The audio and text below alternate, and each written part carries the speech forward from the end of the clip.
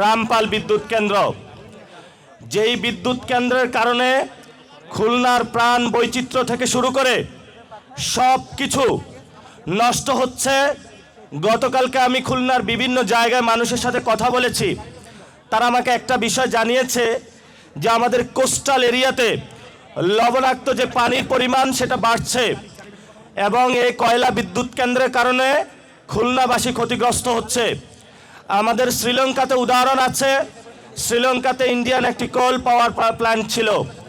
যখন জনগণ নতুন অভ্যুত্থানের মধ্য দিয়ে গিয়েছিল, বলেছিল, ইন্ডিয়াকে লাল কার্ড দেখিয়েছিল, তারা সে পাওয়ার প্ল্যান্ট বন্ধ করে দিয়েছিল। আজকে খুলনাবাসীর পক্ষ থেকে আমরা সরকারের কাছে আবেদন জানাচ্ছি, শেখ হাসিনা কুসুম কুসুম প্রেম করে ভারতের সাথে খুলনাতে যে বিদ্যুৎ কেন্দ্রটা বসিয়ে দিয়েছিল, খুলনার মানুষের উপরে গলার উপরে পা দিয়ে বসেছিল, অতি দ্রুত ভারতের সাথে সেই চুক্তি বন্ধ করে ভারতীয় এই ধ্বংসকারী পাওয়ার প্ল্যান্ট খুলনা থেকে বন্ধ করতে হবে।